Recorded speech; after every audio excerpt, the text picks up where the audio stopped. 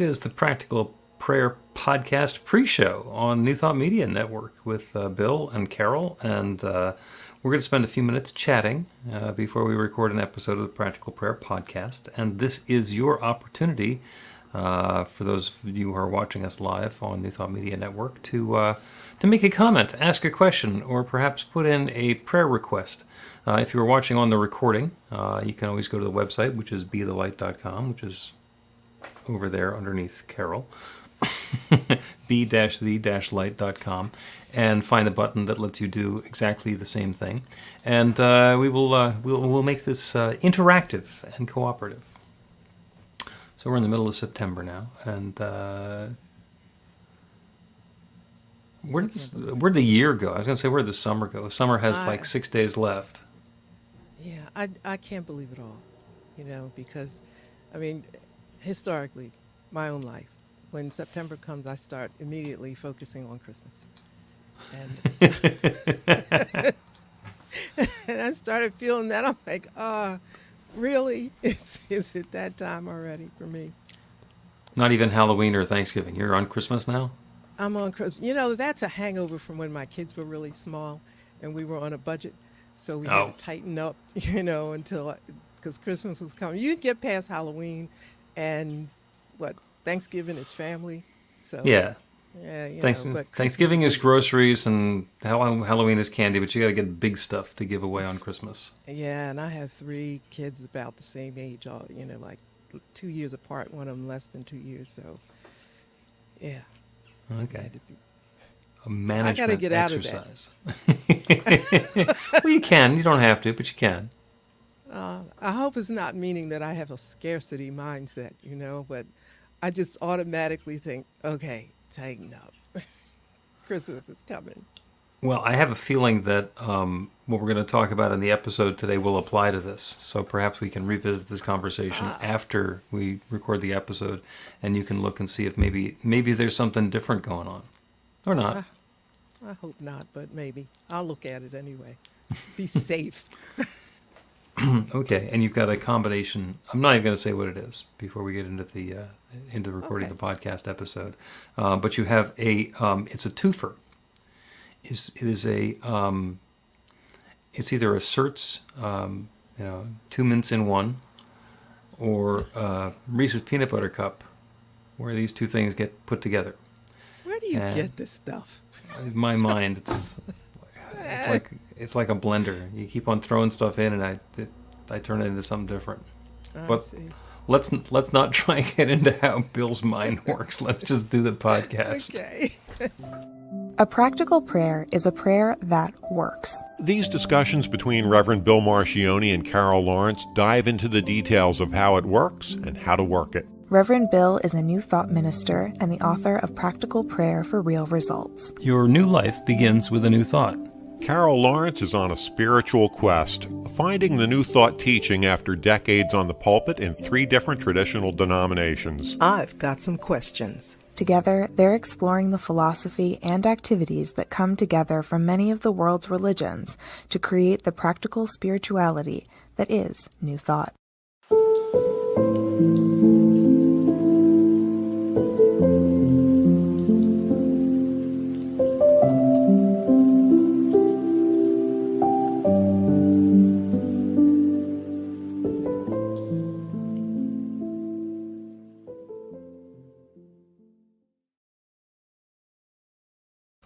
Welcome to the Practical Prayer Podcast. I'm Carol, here with Reverend Dr. Bill Marchiony. You have a wonderful topic lined up for us today. In fact, it is a double topic. Okay. But I'm going to let you explain it. Okay. So the thing is manifestation and feeling and how one speaks to the other. And this is how it was a little bit difficult for me. The human that I admired most in life and beyond was my dad. Mm-hmm. And he was an incredibly serious guy. Like he had a sense of humor, but you wouldn't know it unless you knew him. And he just was, and so he could be friends with James Allen, Because when I read James Allen, I thought, oh God, that was my father born again, right? So feeling is important. I understand that in the manifestation and law of attraction and everything because it all works together. And so you're going to unravel that, I'm sure. But feeling is not something that's respected as important and, like a part of what needs to happen and be considered seriously in life. When you have something to do, you got to be like cold serious. And the reason that I, mentioned my dad in the beginning because he was just an incredibly serious guy. And I mean, I suppose he manifested okay. I don't know. he did.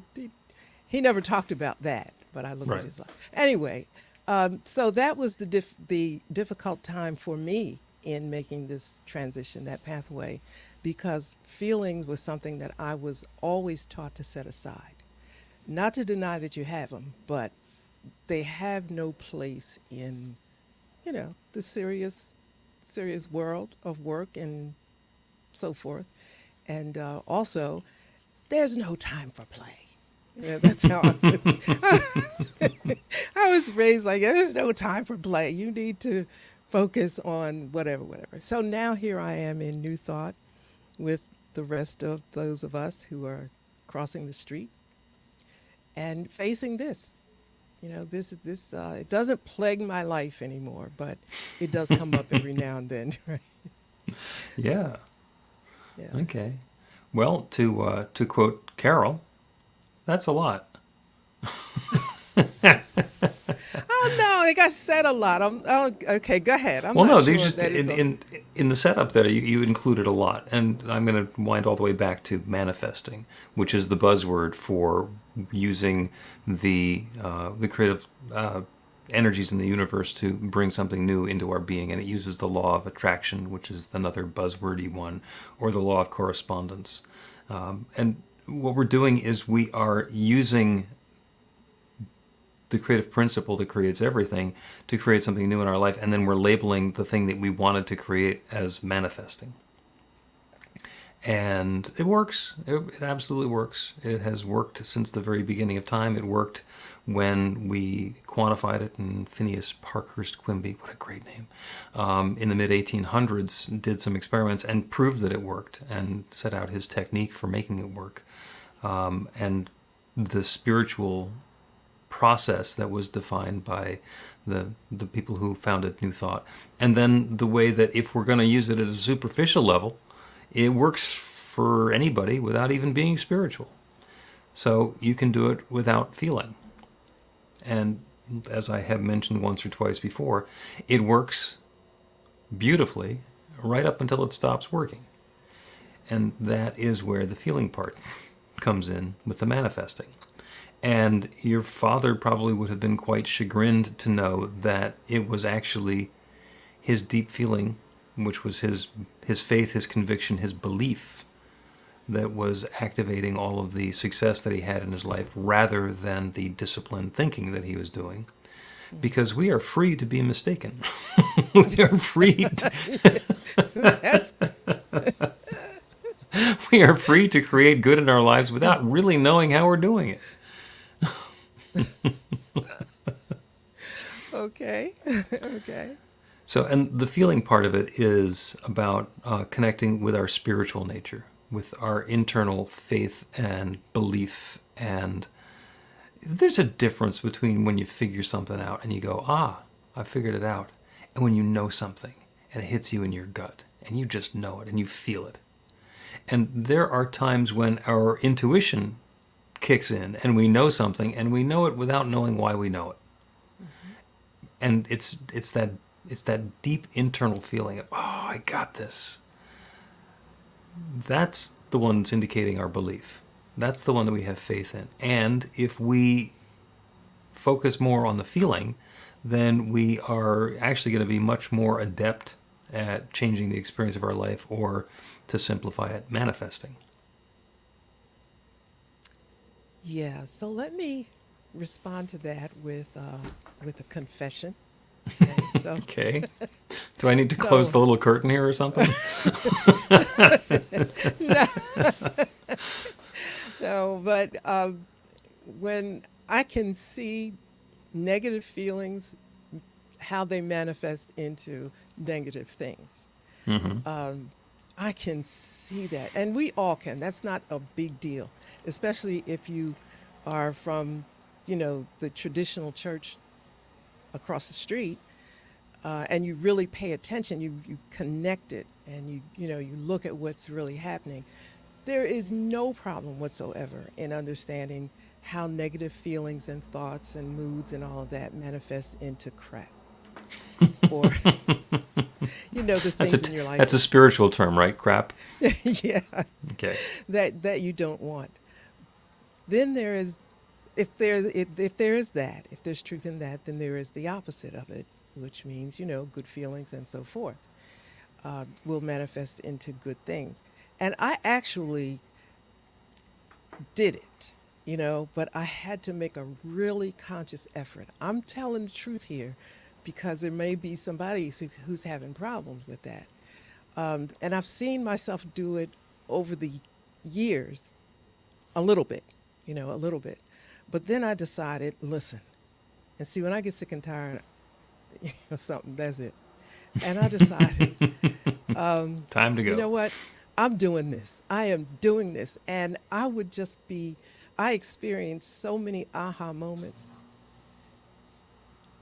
And yeah, I just did. It works. I mean, it just works. There's a direct correlation.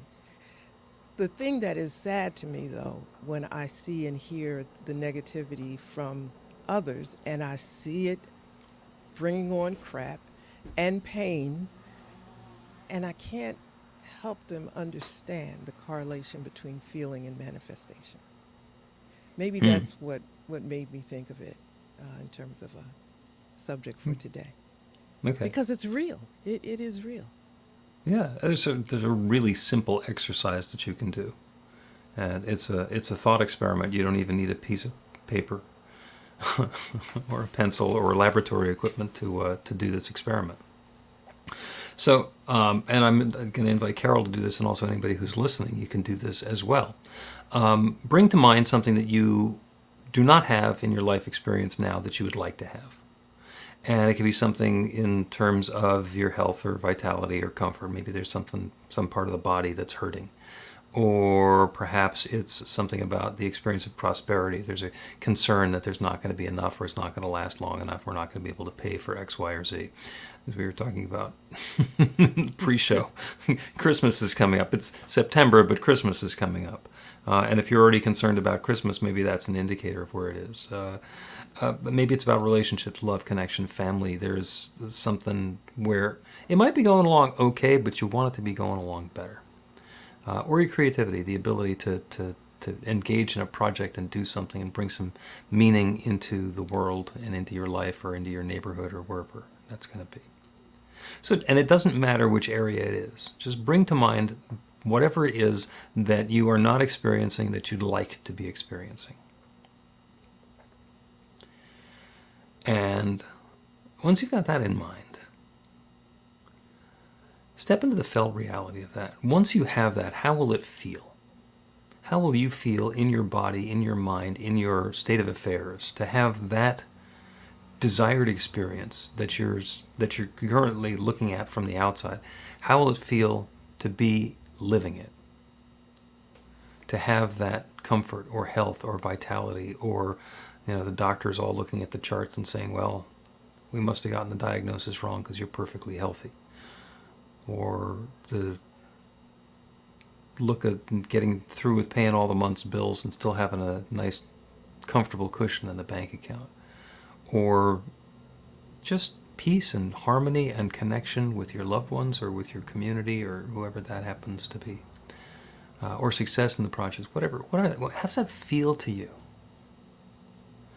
And bring that feeling into your body. Just notice where it shows up. Well, for a lot of people, that shows up in our solar plexus, in our gut.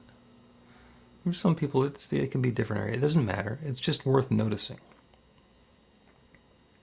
And notice that feeling of what it feels like to be having the experience is like.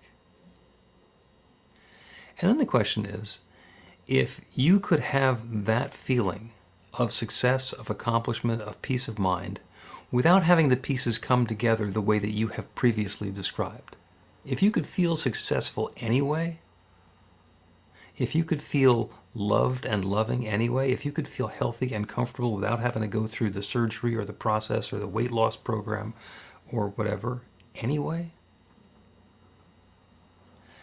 does the manifestation matter? Or is the feeling of success and completion and accomplishment enough? There are a lot of people, the stuff that we do as a means to an end is the distraction. I grew up as a human doing. Everybody's always talking about what we're doing as opposed to how we're feeling. And our success was measured in what we've done or what we've accomplished. And it doesn't matter how much money somebody makes as long as they're making enough to cover their expenses and live a happy, joyous life. You know, I can look at somebody else and say, wow, they could do so much more with their life, but they don't need to because they're having a great time. They're feeling good. They're in wonderful relationships. And the rest of it becomes judgment. So the difference between manifesting and feeling is that feeling is the goal and manifesting is the avenue to get to the goal. But in a way, when you explained it, it was like the manifestation or the manifesting the thing that you want is negotiable. Absolutely. Absolutely. When we establish in our own awareness what that feeling of success and completion and arrival feels like, and we open ourselves to that feeling, and we can set some of the parameters, like this is about my work life, or this is about my relationships or my family. This is how I want to feel when I'm interacting with my family. It then matters much less what all of the individual players do. Do I need to be getting the respect that I think I deserve from the children who I've raised? Or is it okay if we just for some reason get together and in spite of everything that's happened before, we're having a wonderful time and connecting on a much deeper level than we ever have? There's still that area of or specific that you want fixed or changed, perhaps. I was in conversation with I have to think of her actual relationship to me, but second cousin. And her mother and I were so close. Yeah, she was a little older than me, so I never knew life without her. Mm-hmm. And she passed a couple years ago, and it was really rough. But her daughter, when her daughter was born, it was so exciting. It was like I had a baby too.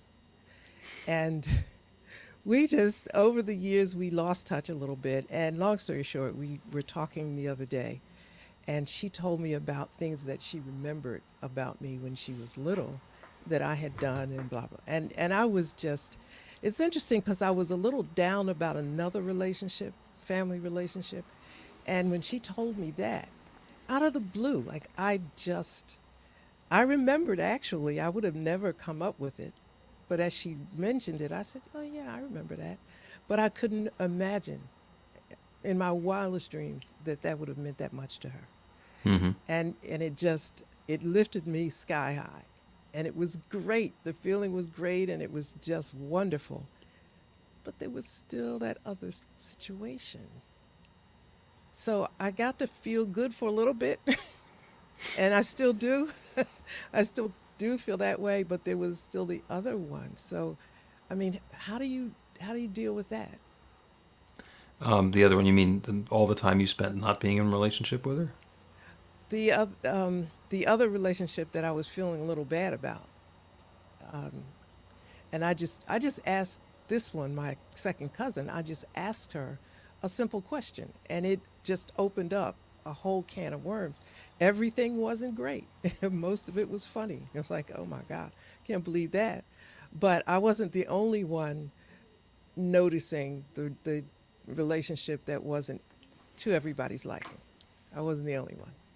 And I thought, well, maybe I was, but no, so I'm not. but I'm still not terribly happy that that relationship isn't good. Now, I'm grateful that my cousin told me about something and how she looked at me over the years. I mean, it just made my day, more than my day, just working up for her, just great. Yeah. But then there was still that little bit of something. So what about, what do I mean, I had good feelings. I did. I agree. Isn't the whole thing supposed to turn around? Like, Oh, you know, supposed to? Who yeah, knows? yeah, yeah. I I mean, know, let's suppose. let's talk about the interaction with your second cousin, Hmm. who was your baby when she was born, and then she kind of disappeared for a while, and there was this void of happiness, and it turns out later that there was something in the relationship that was really meaningful for her and really uplifting that you weren't aware of. Hmm. So you didn't actually have to do anything. When the opportunity came along, it turns out that all of the doing had already been done, and probably many, many years ago. Yeah. And she's remembering it, but she's now just reflecting it back to you. Hmm. So, and it's So, possible that with the other one, there's something else going on. There's a missing piece that we don't understand yet. And when it eventually turns around, or when that piece comes gets fit in where it belongs, it'll be, oh, that's what's going on. hmm. Oh, Okay. that's Well, what's going on. so you say, what you're saying, I need to be patient because I have gone through every single thing that could possibly be something I could have done. Mm-hmm. It just, like maybe I blinked wrong once. I mean, I've gone through so so much, and then I just got to the place where I said, you know what, I'm done. I'm totally done. I can't. I have no more energy, no more life energy for this. It's just done. Mm-hmm. So what you're saying is that when it's going to all turn around, and there's going to be something like, you stepped on an ant and I didn't like it. I don't know, just Whatever. Yeah. whatever. Yeah. So yeah. So I'm all out. Yeah. I'm all out, and I was real happy with that. Then this other relationship came. I mean, revelation of what I meant to her, and I thought, well, that's that's good. That's good enough to go out with. Mm-hmm. The other one I would certainly like that to be different, but hey, so if it doesn't happen at this point, I got nothing left for it. Um, but so my feelings are not right about that. No, your feelings are just right about that, and your feelings are, in all likelihood, the solution or the necessary step in what's going on with that relationship. So we can focus on, well, there's a problem with the relationship, and you know that there is because you can describe it and define it and explain it, and there's like this feeling that's going on there, and you can dig through all of your memories and thoughts and ideas and understandings and try and figure out what's going on. And if instead you switch to what is the feeling that you want to have with this person, which generally is, I want to feel love for this person, and I want to feel loved by this person, and I want to feel harmony and peace and connectedness in my experience and in this person's experience and in the relationship between the two of us, and just see them in the light. See the relationship as love unfolding and an opportunity for more good to flow into the world, and just see it that way, and then see what happens. Hmm. You don't have to be patient, you have to be present.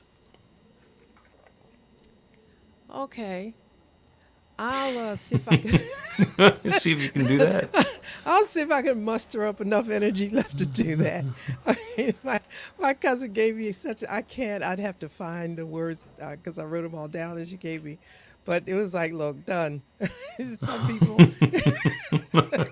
you gotta just let them. They love who's in your space, in your circle. She calls it a square, in your Hmm. square, and you know, like the rest just is what it is. And I said, you know what? Everything doesn't have to work out right. It Well, just everything doesn't. is working out right. It might not be the way that you thought it should. Yeah. Yeah. So who knows what's going to change? Let's take a break and continue talking about manifestation, feeling, or manifestation versus feeling, or feeling has this score and manifestation has that score. I don't know. I don't know. I don't know. Let's find out.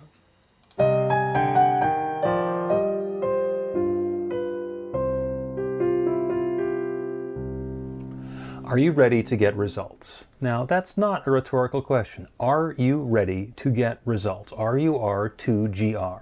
That's actually the abbreviation for the steps in a practical prayer. Recognition, unification, realization, gratitude, and release, with a couple of extra steps in there in case some doubt creeps in along the way. RUR2GR. This class is about the prayer technique that's common to all of the spiritual practices and religions in the most effective prayers that they have.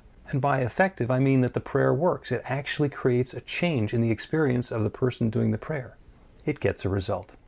We're going to begin with theory, and then we're going to take it into practice. By the end of the class, you will have your very own practical prayer that will help create transformation in your life.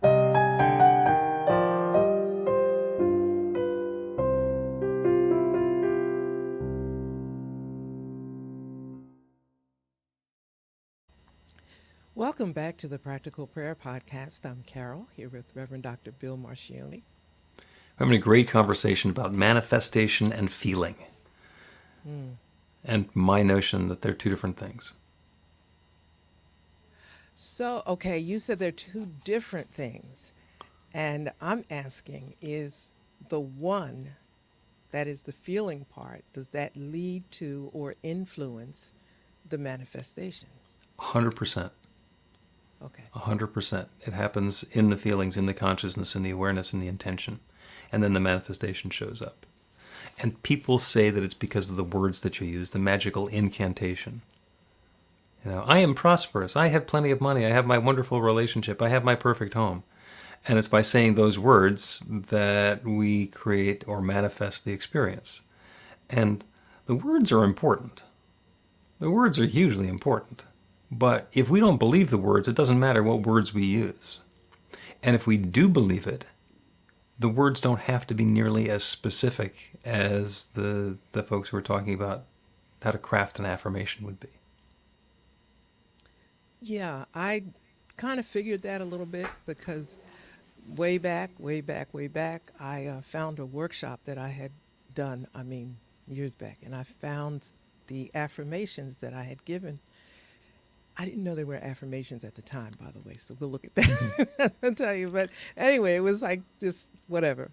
And I thought, wow, that's amazing. And I remember when I gave it out and how the response was. And now I'm looking at it. This is what I felt when I first discovered that handout. You know what? This was nothing, right? Because you didn't explain, because I didn't know at the time, it's about what you believe. So you could say these words forever. And everybody was excited. I'm telling you, I remember it just like yesterday. They were ready to lift me. I couldn't figure out what they were so happy about. It was like, really. I was like, this is cool, stuff to say. But I thought, I never talked about, do you really believe this? Because it's a feel-good moment, Yeah. And I use that term a lot of times. People are having a moment, which is good. It's nice to have a moment. But it goes away if it's not in your belief system, And I think that's where the work starts, or the work needs to happen. Yeah, and that's the point that I made, is that, manifesting and affirmations work right until they stop working. And they stop working when we hit the end of our intentionality and get into our belief system.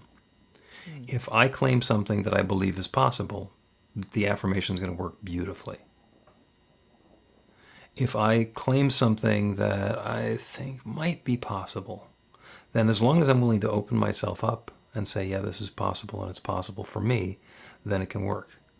And if I claim something that I absolutely positively know can't happen, then it will not happen, because that's what I believe. I use these little things for myself. No big deal. I say, Carol, you really believe that?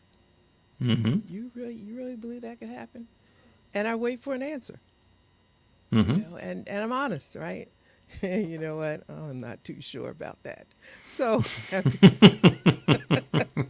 I'm too sure about it. It sounds good, but maybe you need to dial it down to where you can believe it and work your way up. Yeah. Well, and we talk about that when we're talking about practical prayer, getting back to the title of the podcast. The practical prayer is 5 or 7 steps in a prayer. And in the first couple, we identify the infinite creative power that creates everything and identify that we are part of it. So we're using that same creative power. And then we're going to say our affirmation. And the next steps are determined by what happens right after we say that affirmation. If we speak that affirmation from that place of power and authenticity, and a little voice in the back of our head says, I don't think so. Or, yeah, but you're not. If we hear something contradicting that claim that we've just made, that's huge. That little voice, as annoying as it is, because I've just said, I am prosperous, and it says, yeah, but you don't have money to pay the rent. Yeah. I am loved. Yeah, but she still won't call you back. Yeah, I have my perfect work. Well, yeah, but the boss is a jerk and you're not going to lay everybody off. That little voice is an indicator of what we actually believe. And it's hugely powerful because in the same way, do I really believe this? It happens as part of the process as well. Do I really believe this? Because if I don't believe it, if I'm getting a yeah but, if I'm getting an objection in my consciousness, then I either need to go back and face that false belief, and there's some techniques for being able to do that, or I need to readjust whatever it is that my affirmation is, whatever that prayer is for, because maybe I'm thinking bigger. I want to be the most powerful person in the world. Well, yeah, but you're not going to ever do that. All right, well, how much power do I really want to have? I want to be elected vice president of the Block Association. Well, okay, that's more reasonable. Can I believe that? Yeah. and get ourselves to the point where we're setting an intention and speaking an affirmation that we can believe in. Do I have all the money in the world? No. Do I have enough money to pay the rent? Well, that's different.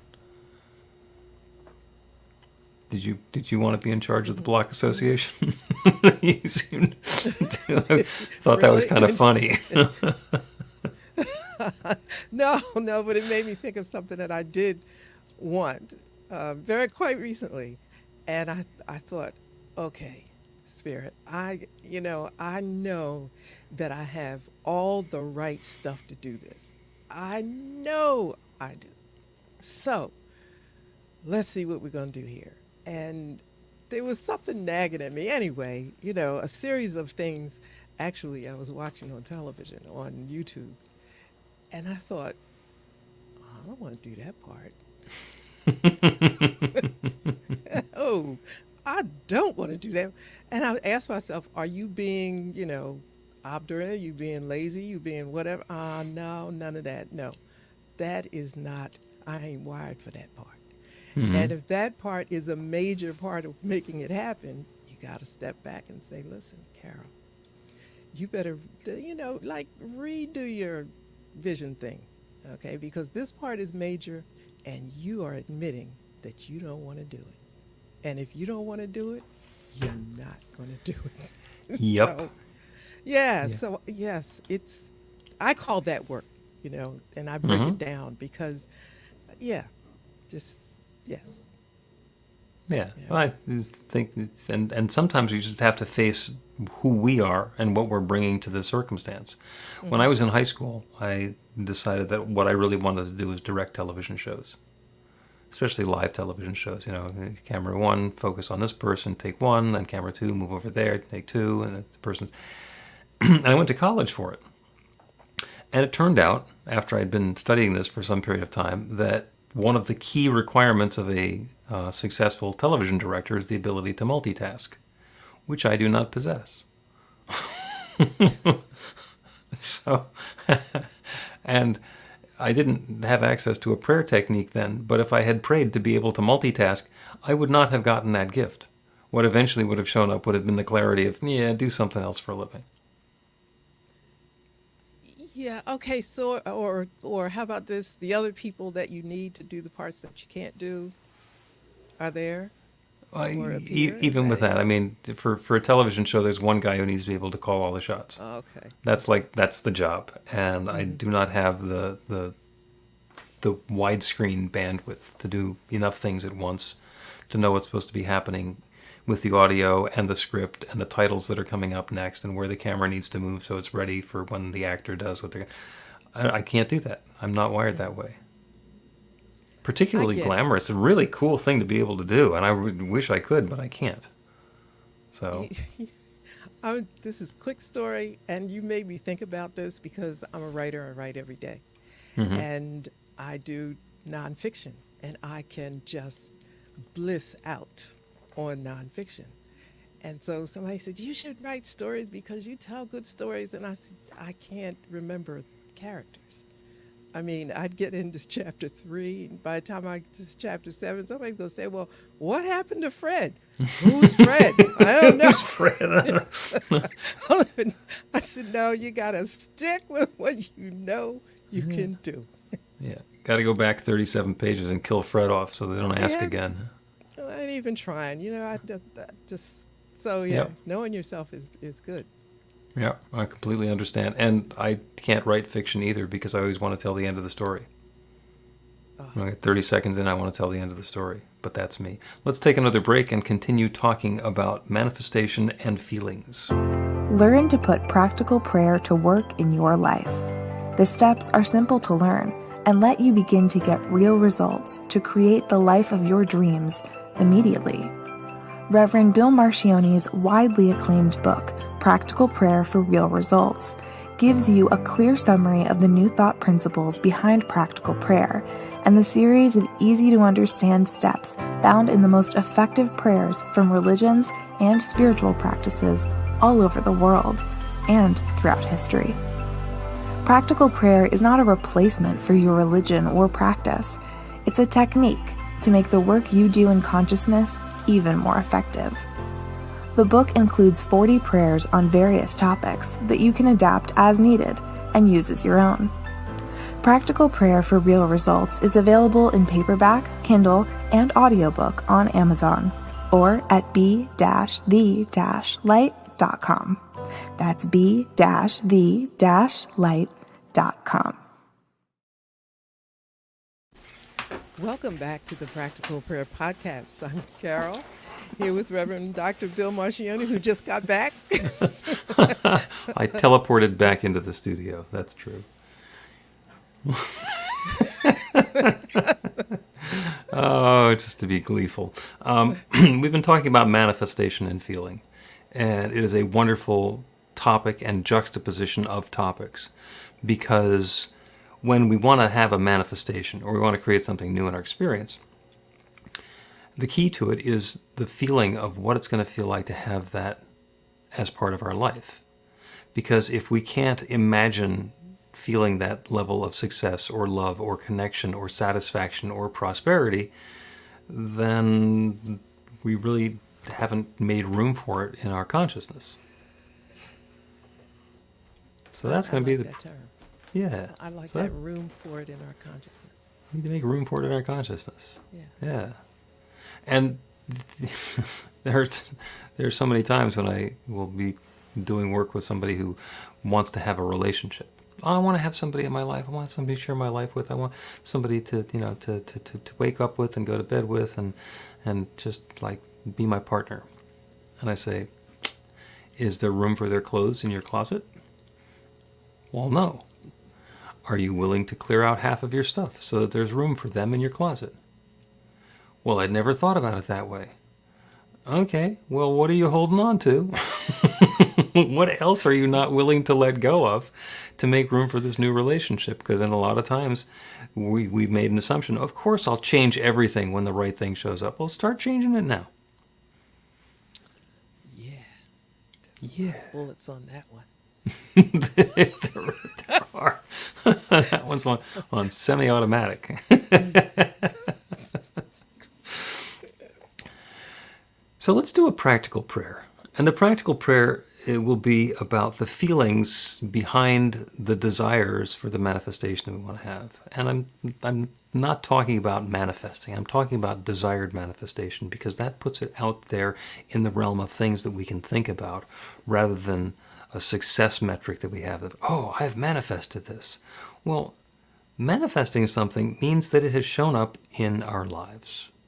And manifesting something is almost always the unfolding of the natural order of things, perhaps in a way that's completely unlike what had happened previously or what anybody had imagined could happen up until that particular point. But the manifestation is just a change in the trajectory of our experience. And what happens when there's that change? All the stories we hear about people who have had a manifestation or manifesting experience, they're talking about how good it feels. Well, let's start with that. Let us start with the feeling that we will have once the change has happened. Let us identify the area in our life that we are not currently satisfied with, or where we're yearning for more. And bring that into our awareness, and then turn away from the world around us. You can close your eyes if it's comfortable and safe to do that, so that we can just be with the idea of that new desired experience and feel what that feels like. How does that success, how does that relationship, how does that peace of mind or that physical well-being feel? What does having that experience bring in your emotional state? Is it peaceful? Is it joyous? Is it delighted? Is it happy? Is it calm? What does it feel like to have that experience in your life? And that's the invitation. We are inviting whatever the pieces fitting together might look like to bring about that feeling. And it might be exactly the pieces that we thought they were going to be. And it might be something so wildly unexpected that we never thought could bring about this feeling that brings the transformation into life. And this can happen because there is one infinite creative power, one divine source, one infinite essence, one love, intelligence, power, presence that shares itself as all of its creation.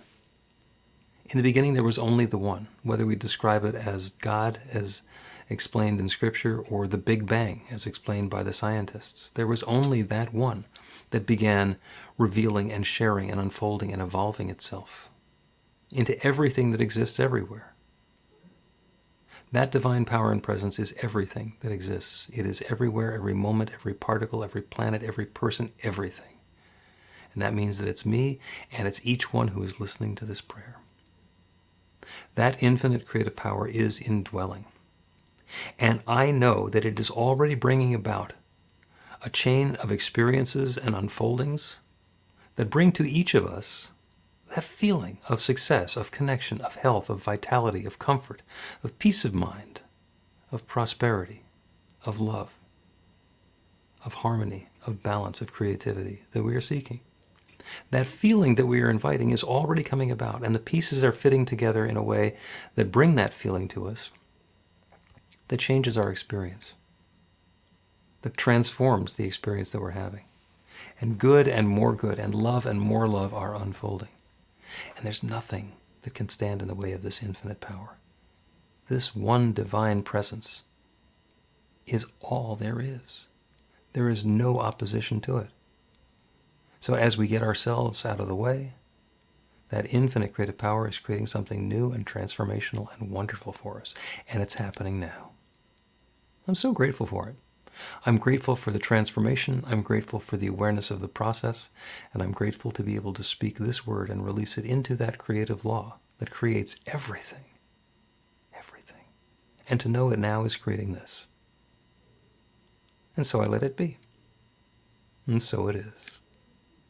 The Practical Prayer Podcast with Reverend Bill Marchiony and Carol Lawrence is a production of BeTheLight.com. be-the-light.com. Where you can find more information about practical prayer for real results. Our theme is by Music of Wisdom. You can learn about the spiritual community of New Thought Philadelphia with daily guided meditations, Weekly celebrations of spirit, and Reverend Bill's classes in practical spirituality at newthoughtphilly.org.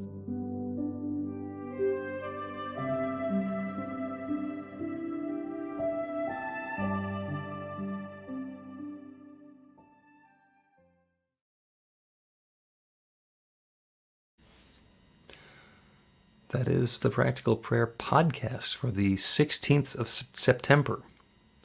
For the middle of September, the last week of summer. Selah. I can't believe it. I actually went to the calendar this morning to see if the first day of fall was actually the 21st of September, or is it October? Like, do I have September. another month of No, summer? you have another week. It's Yeah. next Sunday. I can't believe it. I mean, it is, but Yeah, well, so Memorial Day weekend, I went over to the home supply store and I got some edging bricks to put around the front garden. And they are still piled at the end of the driveway. Whoops. well, look, at least you got them there. You know, I went to Home Depot to get these stones. They're the big ones, and they're from Mexico, and then they have whatever. And I had them picked out, and the guy said, "I'll put them in your car for you." Right, they're 50-pound bags, and I wanted one or two, and I thought, okay, to get these where I want them to go, I gotta open the bag and take them out. You know, rock by rock by rock. I can't. Right. From the trunk of the car. Yeah, I said, I think I can do that. But I wasn't feeling it that day. And I went back.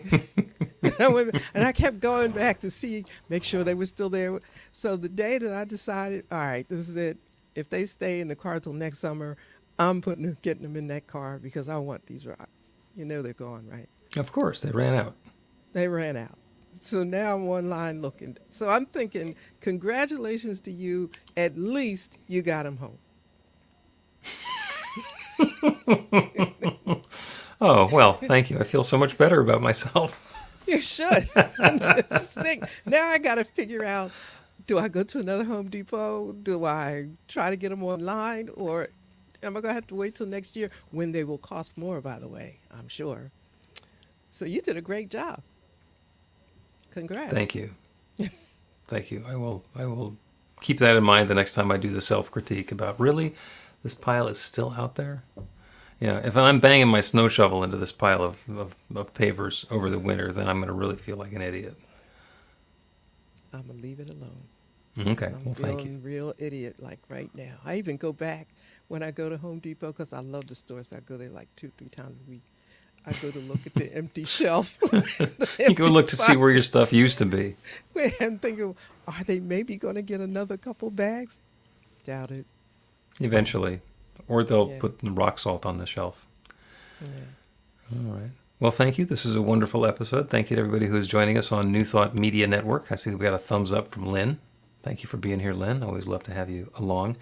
And if you have a comment or a question, well, you haven't so far. But if you're watching on the replay, you can always go to bethelight.com, be-the-light.com, the website. And in the Practical Prayer section, there's a comment button. So you can put in a comment or a suggestion or a prayer request, and we will get to it. Carol, thank you very much, and have a wonderful rest of the summer.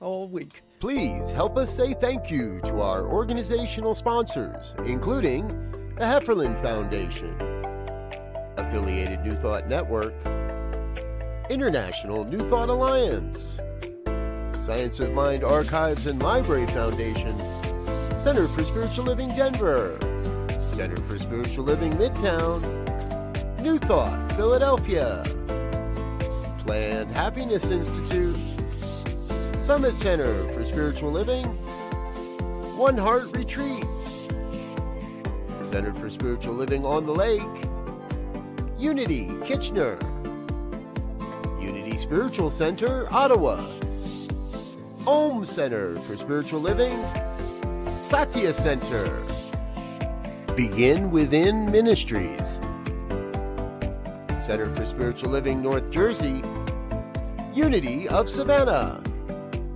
and the Center for Spiritual Living Seattle, as well as all of our individual donors. Thank you for being part of the New Thought Media Network. Please like, share, and subscribe. New Thought Media Network, positively inspiring.